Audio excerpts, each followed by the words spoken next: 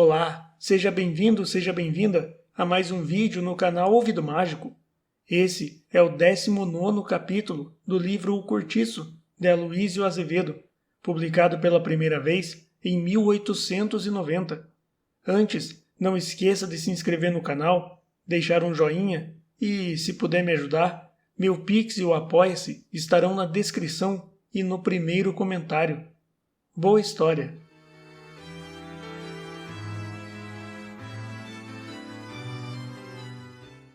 Capítulo 19. Daí a dias, com efeito, a estalagem metia-se em obras. A desordem do desentulho do incêndio sucedia do trabalho dos pedreiros. Martelava-se ali pela manhã até a noite, o que aliás não impedia que as lavadeiras continuassem a bater roupa e as engomadeiras reunissem ao barulho das ferramentas o choroso falsete das suas eternas cantigas. Os que ficaram sem casa foram aboletados a trouxe e mouce por todos os cantos à espera dos novos cômodos. Ninguém se mudou para o cabeça de gato.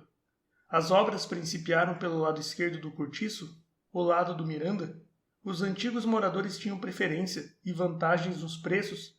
Um dos italianos feridos morreu na misericórdia e o outro também lá continuava ainda em risco de vida. Bruno recolhera-se à ordem de que era irmão, e Leocádia, que não quis atender àquela carta escrita por Pombinha, resolveu-se a ir visitar o seu homem no hospital. Que alegrão para o infeliz a volta da mulher, aquela mulher levada dos diabos, mas de carne dura, a quem ele, apesar de tudo, queria muito. Com a visita reconciliaram-se, chorando ambos, e Leocádia decidiu tornar para o São Romão e viver de novo com o marido. Agora fazia-se muito séria e ameaçava com pancada a quem lhe propunha abrejeirices. Piedade, essa é que se levantou das febres completamente transformada. Não parecia a mesma depois do abandono de Jerônimo. Emagrecera em extremo, perdera as cores do rosto, ficara feia, triste e resmungona. Mas não se queixava, e ninguém lhe ouvia falar no nome do esposo. Esses meses, durante as obras, foram uma época especial para a estalagem. O cortiço não dava ideia do seu antigo caráter, tão acentuado e, no entanto, tão misto. Aquilo agora parecia uma grande oficina improvisada, um arsenal em cujo fragor a gente só entende por sinais. As lavadeiras fugiram para o capinzal dos fundos, porque o pó da terra e da madeira sujava-lhes a roupa lavada. Mas, dentro de pouco tempo, estava tudo pronto, e com um imenso pasmo, viram que à venda, a cebosa bodega onde João Romão se fez gente, ia também entrar em obras. O vendeiro resolvera aproveitar dela somente algumas das paredes, que eram de 1 metro de largura, talhadas à portuguesa. Abriria as portas em arco, suspenderia o teto e levantaria um sobrado, mais alto que o do Miranda e, com toda a certeza, mais vistoso. Prédio para meter o do outro no chinelo. 4 janelas de frente, 8 de lado, com um terraço ao fundo. O lugar em que ele dormia com Bertoleza, a cozinha e a casa de pasto seriam abobadadas, formando, com a parte da taverna, um grande armazém em que o seu comércio iria fortalecer-se e alargar-se. O barão e o botelho apareciam por lá quase todos os dias, ambos muito interessados pela prosperidade do vizinho. Examinavam os materiais escolhidos para a construção, batiam com a biqueira do chapéu de sol no pinho de riga destinado ao assoalho, e, afetando-se bons entendedores, tomavam na palma da mão e esfarelavam entre os dedos um punhado da terra e da cal com que os operários faziam barro. Às vezes chegavam a ralhar com os trabalhadores quando lhes parecia que não iam bem no serviço. João Romão, agora sempre de paletó, engravatado, calças brancas, colete e corrente de relógio, já não parava na venda e só acompanhava as obras na folga das ocupações da rua. Principiava a tomar tino no jogo da bolsa, comia em hotéis caros e bebia cerveja em larga camaradagem com capitalistas nos cafés do comércio. E a crioula? Como havia de ser? Era isto justamente o que tanto o barão como o botelho morriam porque lhe dissessem. Sim, porque aquela boa casa que se estava fazendo e os ricos móveis encomendados, e mais as pratas e as porcelanas que haviam de vir, não seriam de certo para os beiços da negra velha. Conservá-la-ia como criada? Impossível. Todo Botafogo sabia que eles até aí fizeram vida comum. Todavia, tanto o Miranda como o outro não se animaram a abrir o bico a esse respeito com o vizinho e contentavam-se em boquejar entre si, misteriosamente, palpitando ambos por ver a saída que o vendeiro acharia para semelhante situação. Maldita preta dos diabos! Era ela o único defeito, o sinão de um homem tão importante e tão digno. Agora, não se passava um domingo sem que o amigo de Bertoleza fosse jantar à casa do Miranda. Iam juntos ao teatro, João Romão dava o braço a Zulmira e, procurando galanteá-la e mais ao resto da família, desfazia-se em obséquios brutais e dispendiosos, com uma franqueza exagerada que não olhava gastos. Se tinham de tomar alguma coisa, ele fazia vir logo 3, 4 garrafas ao mesmo tempo, pedindo sempre o triplo do necessário e acumulando compras inúteis de doces, flores e tudo o que aparecia. Nos leilões das festas de arraial, era tão feroz a sua febre de obsequiar a gente do Miranda, que nunca voltava para casa sem um homem atrás, carregado com os mimos que o vendeiro arrematava. E Bertoleza bem que compreendia tudo isso, e bem que estranhava a transformação do amigo. Ele ultimamente mal se chegava para ela, e quando o fazia, era com tal repugnância que antes não o fizesse. A desgraçada muita vez sentia-lhe cheiro de outras mulheres, perfumes de cocotes estrangeiras, e chorava em segredo, sem ânimo de reclamar os seus direitos.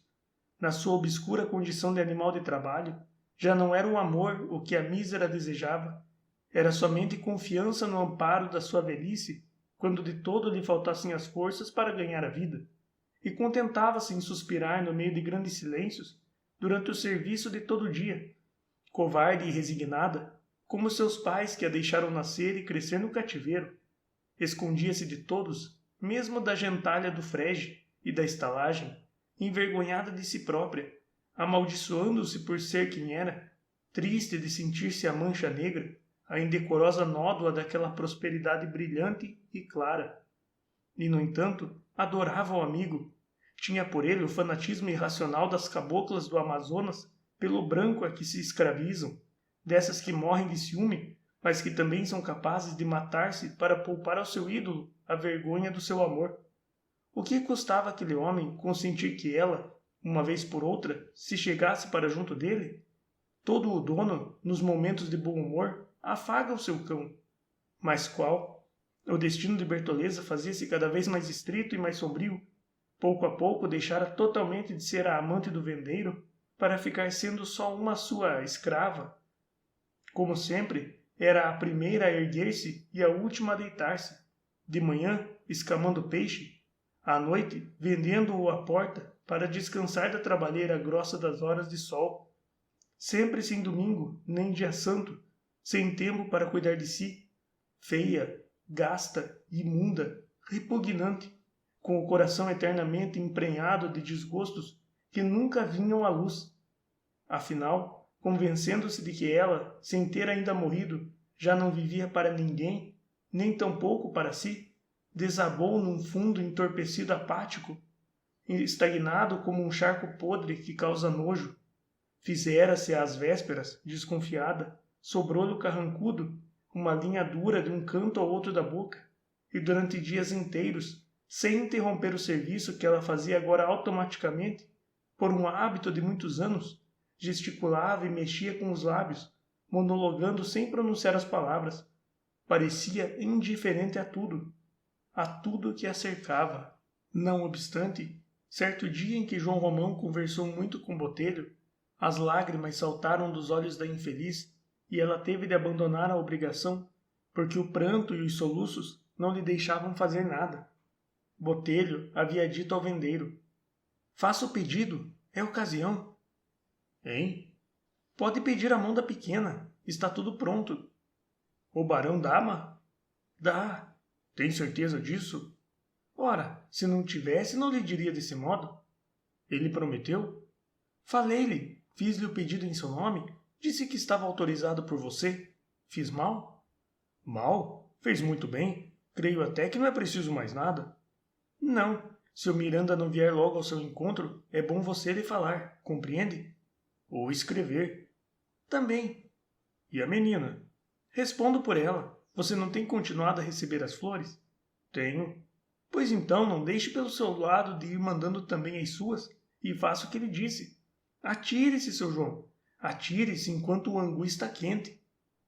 Por outro lado, Jerônimo empregara-se na pedreira de São Diogo, onde trabalhava dantes e morava agora com a Rita, numa estalagem da Cidade Nova. Tiveram de fazer muita despesa para se instalarem. Foi-lhes preciso comprar de novo todos os arranjos da casa, porque do São Romão, Jerônimo só levou dinheiro que ele já não sabia poupar. Com o asseio da mulata, a sua casinha ficou, todavia, que era um regalo. Tinham cortinado na cama, lençóis de linho, fronhas de renda, muita roupa branca para mudar todos os dias, toalhas de mesa, guardanapos. Comiam em pratos de porcelana e usavam sabonetes finos. Plantaram à porta uma trepadeira que subia para o telhado, abrindo pela manhã flores escarlates, de que as abelhas gostavam muito. Penduraram gaiolas de passarinho na sala de jantar. Sortiram a despensa de tudo que mais gostavam. Compraram galinhas e marrecos e fizeram um banheiro só para eles, porque o da estalagem repugnou a baiana, que nesse ponto era muito escrupulosa. A primeira parte da sua lua de mel foi uma cadeia de delícias contínuas. Tanto ele como ela, pouco ou nada trabalharam. A vida dos dois resumiram-se, quase que exclusivamente, nos 8 palmos de colchão novo, que nunca chegava a esfriar de todo. Jamais a existência pareceu tão boa e corredia para o português. Aqueles primeiros dias fugiram-lhe como estrofes seguidas de uma deliciosa canção de amor, apenas espacejada pelo estribilho dos beijos em dueto. Foi um prazer prolongado e amplo, bebido sem respirar, sem abrir os olhos naquele colo carnudo e dourado da mulata, a que o cavouqueiro se abandonara, como um bêbado que adormece, abraçado a um garrafão inesgotável de vinho gostoso. Estava completamente mudado. Rita apagara-lhe a última réstia das recordações da pátria. Secou, ao calor dos seus lábios grossos e vermelhos, a derradeira lágrima de saudade que o desterrado lançou do coração com o extremo arpejo que a sua guitarra suspirou. A guitarra substituiu a ela pelo violão baiano e deu-lhe a ele uma rede, um cachimbo, e embebedou-lhe os sonhos de amante prostrado com as suas cantigas do norte, tristes, deleitosas, em que há caboclinhos curupiras que no sertão vêm pitar à beira das estradas em noites de lua clara, e querem que todo viajante que vai passando lhe ceda fumo e cachaça, sem o que, ai deles, o curupira transforma-os em bicho do mato, e deu-lhe do seu comer da Bahia, temperado com fogoso azeite de dendê, cor de brasa, deu-lhe das suas muquecas incandescentes de fazer chorar, habituou-lhe a carne ao cheiro sensual daquele seu corpo de cobra, lavado 3 vezes ao dia e 3 vezes perfumado com ervas aromáticas. O português abrasileirou-se para sempre, fez-se preguiçoso, amigo das extravagâncias e dos abusos, luxurioso e ciumento. Fora-se-lhe de vez o espírito da economia e da ordem, perdeu a esperança de enriquecer e deu-se todo inteiro, à felicidade de possuir a mulata e ser possuído só por ela, só ela e mais ninguém. A morte do Firmo não vinha nunca a toldar-lhes o gozo da vida. Quer ele, quer a amiga, achavam uma coisa muito natural. O Facínora matara tanta gente, fizera tanta maldade. Devia, pois, acabar como acabou. Nada mais justo. Se não fosse Jerônimo, seria outro. Ele assim o quis. Bem feito. Por esse tempo, Piedade de Jesus, sem se conformar com a ausência do marido, chorava o seu abandono e ia também agora se transformando de dia para dia, vencida por um desmazelo de chumbo, uma dura desesperança, a que nem as lágrimas bastavam para adoçar as agruras.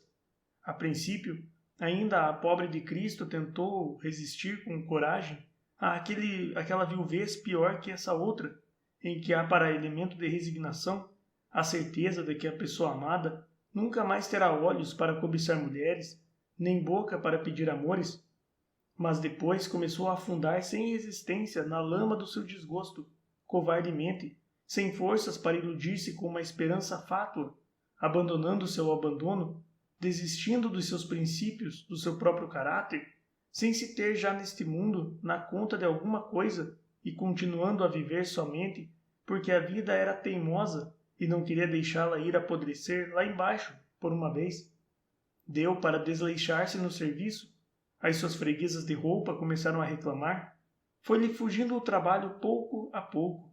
Fez-se madraça e moleirona, precisando já empregar grande esforço para não bulir nas economias que Jerônimo lhe deixara, porque isso devia ser para a filha, naquela pobrezita orfanada antes da morte dos pais. Um dia, Piedade levantou-se queixando-se de dores de cabeça, zoada nos ouvidos e o estômago embrulhado. Aconselharam-lhe que tomasse um trago de Parati. Ela aceitou o conselho e passou melhor. No dia seguinte repetiu a dose. Deu-se bem com a perturbação em que a punha o álcool. Esquecia-se um pouco, durante algum tempo, das amofinações da sua vida. E gole a gole, habituara-se a beber todos os dias o seu meio martelo de aguardente para enganar os pesares. Agora que o marido já não estava ali para impedir que a filha pusesse os pés no cortiço, e agora que Piedade precisava de consolo, a pequena ia passar os domingos com ela. Saíra uma criança forte e bonita, puxara ao pai o vigor físico e da mãe a expressão bondosa da fisionomia. Já tinha 9 anos. Eram esses agora os únicos bons modos da pobre mulher, esses que ela passava ao lado da filha. Os antigos moradores da estalagem principiavam a distinguir a menina com a mesma predileção com que amavam Pombinha, porque em toda aquela gente havia uma necessidade moral de eleger para mimoso da sua ternura um entezinho delicado e superior, a que eles privilegiavam respeitosamente como súditos a um príncipe. Crismaram-na logo com o cognome de Senhorinha. Piedade, apesar do procedimento do marido, ainda no íntimo se impressionava com a ideia de que não devia contrariá-lo nas suas disposições de pai. Mas que mal tinha que a pequena fosse ali? Era uma esmola que fazia a mãe, lá pelo risco de perder-se. Ora, adeus, só se perdia quem mesmo já nascera para a perdição. A outra não se conservara sã e pura, não achara noivo, não casara e não vivia dignamente com seu marido? Então, e Senhorinha continuou a ir à estalagem, a princípio nos domingos pela manhã, para voltar à tarde, depois já de véspera, nos sábados, para só tornar ao colégio na segunda-feira. Jerônimo, ao saber disto, por intermédio da professora, revoltou-se no primeiro ímpeto, mas, pensando bem no caso, achou que era justo deixar à mulher aquele consolo. Coitada, devia viver bem aborrecida da sorte. Tinha ainda por ela um sentimento compassivo, em que a melhor parte nascera com o remorso. Era justo, era, que a pequena aos domingos e dias santos lhe fizesse companhia, e então, para ver a filha, tinha que ir ao colégio nos dias de semana.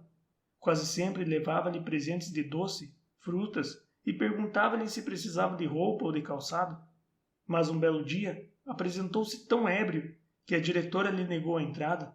Desde essa ocasião, Jerônimo teve vergonha de lá voltar, e as suas visitas à filha tornaram-se muito raras. Tempos depois, Senhorinha entregou à mãe uma conta de 6 meses da pensão do colégio, com uma carta em que a diretora negava-se a conservar a menina, no caso que não liquidassem prontamente a dívida. Piedade levou as mãos à cabeça, pois o homem já nem o ensino da pequena queria dar.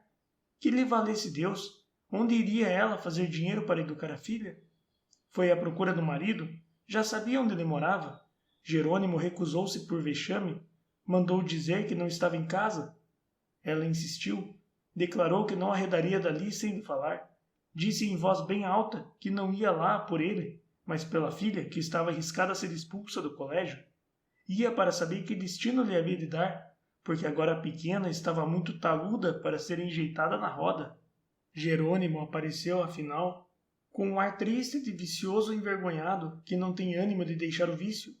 A mulher, ao vê-lo, perdeu logo toda a energia com que chegara e comoveu-se de tanto que as lágrimas lhe saltaram dos olhos às primeiras palavras que lhe dirigiu.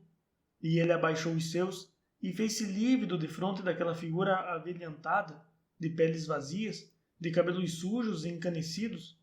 Não lhe parecia a mesma? Como estava mudada! E tratou-a com brandura, quase a pedir-lhe perdão. a voz muito espremida no aperto da garganta. Minha pobre velha, balbuciou, pousando-lhe a mão larga na cabeça, e os dois emudeceram, um defronte do outro, arquejantes.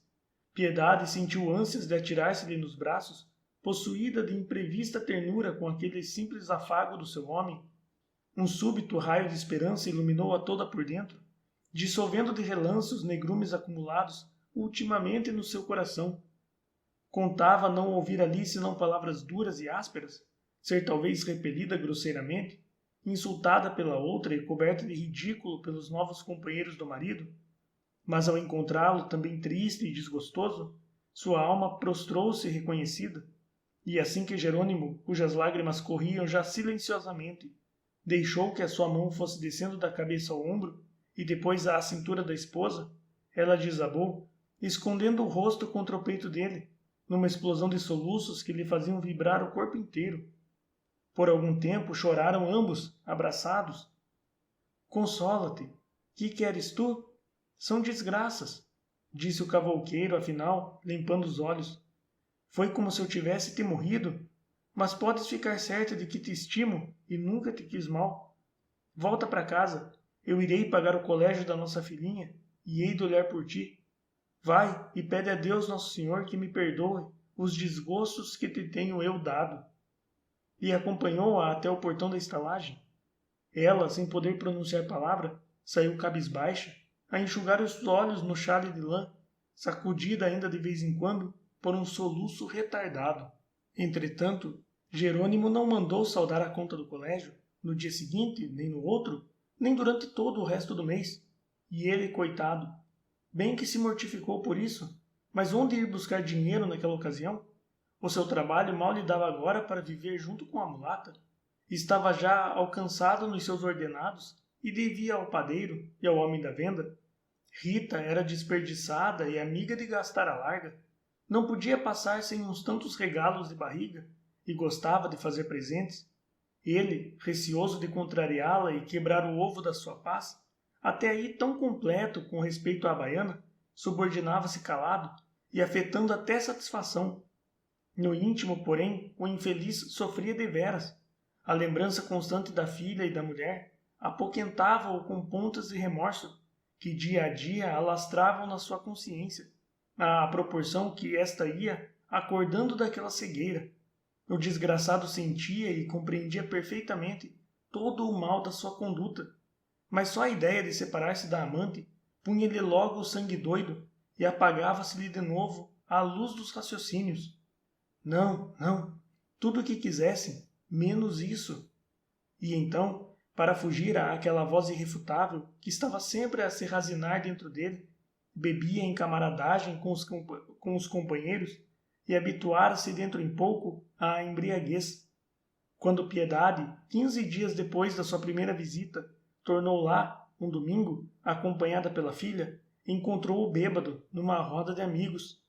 Jerônimo recebeu-as com grande escarcéu de alegria, fez-las entrar, beijou a pequena repetidas vezes e suspendeu-a pela cintura, soltando exclamação de entusiasmo. Com 1.000.000 de raios, que linda estava a sua morgadinha! Obrigou-as logo a tomar alguma coisa e foi chamar a mulata. Queria que as duas mulheres fizessem as pazes no mesmo instante. Era questão decidida. Houve uma cena de constrangimentos quando a portuguesa se viu defronte da baiana. Vamos, vamos, abracem-se, acabem com isso por uma vez, bradava Jerônimo, a empurrá-las uma contra a outra. Não quero aqui caras fechadas. As duas trocaram um aperto de mão, sem se fitarem. Piedade estava escarlate de vergonha. Ora, muito bem, acrescentou o cavouqueiro. Agora, para a coisa ser completa, hão de jantar conosco. A portuguesa opôs-se, resmungando desculpas, que o cavouqueiro não aceitou. Não as deixo sair. É boa, pois hei de deixar minha filha sem matar as saudades? Piedade assentou-se a um canto, impaciente pela ocasião de entender-se com o marido sobre o negócio do colégio. Rita, volúvel como toda mestiça, não guardava rancores e, pois, desfez-se em obséquios com a família do amigo. As outras visitas saíram antes do jantar. Puseram-se à mesa às 4 horas e principiaram a comer com boa disposição, carregando no virgem logo desde a sopa. Senhorinha destacava-se do grupo. Na sua timidez de menina de colégio, parecia, entre aquela gente, triste e assustada ao mesmo tempo. O pai acabrunhava-a com as suas solicitudes brutais e com as suas perguntas sobre os estudos. À exceção dela, todos os outros estavam, antes da sobremesa, mais ou menos chumbados pelo vinho. Jerônimo, esse estava de todo. Piedade, instigada por ele, esvaziara frequentes vezes o seu copo e, ao fim do jantar, dera para queixar-se amargamente da vida. Foi então que ela, já com azedume na voz, falou na dívida do colégio e nas ameaças da diretora. Ora, filha, disse-lhe o cavouqueiro, agora estás tu também para ir com essa mastigação. Deixa as tristezas para outra vez. Não nos amargures o jantar. Triste sorte minha. Ai, ai, que temos lamúria. Como não hei de queixar, se tudo me corre mal? Sim, pois se é para isso que aqui vens, melhor será não tornares cá, resmungou Jerônimo, franzindo o sobrolho. Que diabo, com choradeiras nada se endireita. Tenho eu culpa de que sejas infeliz? Também o sou e não me queixo de Deus. Piedade abriu a soluçar. Aí temos, berrou o marido, erguendo-se e dando uma punhada forte sobre a mesa. E aturem-na, por mais que um homem se não queira zangar, há de estourar por força, ora bolas. Senhorinha correu para junto do pai, procurando contê-lo. Sebo, berrou ele, desviando-a. Sempre a mesma coisa, pois não estou disposto a aturar isto. Arre!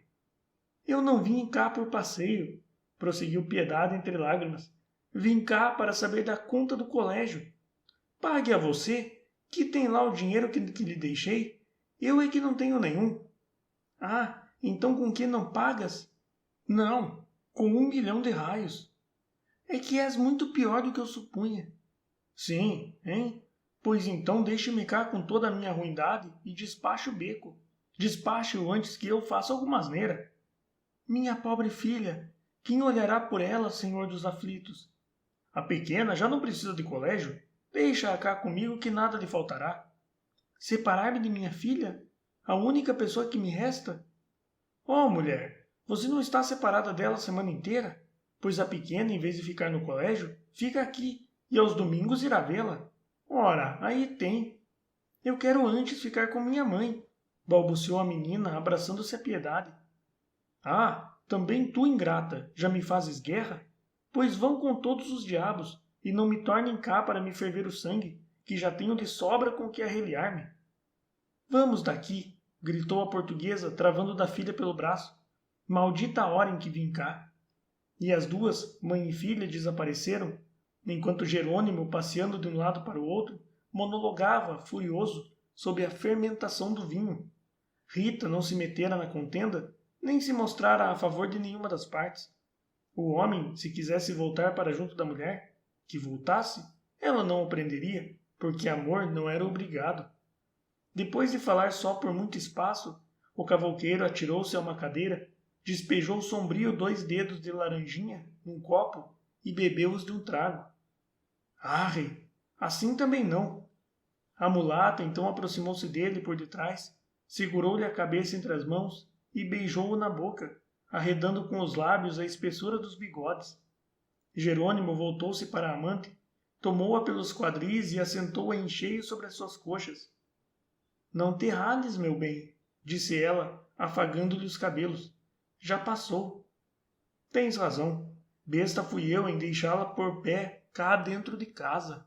E abraçaram-se com ímpeto, como se o breve tempo roubado pelas visitas fosse uma interrupção nos seus amores. Lá fora, junto ao portão da estalagem, Piedade, com o rosto escondido no ombro da filha, esperava que as lágrimas cedessem um pouco para as duas seguirem o seu destino de enxotadas.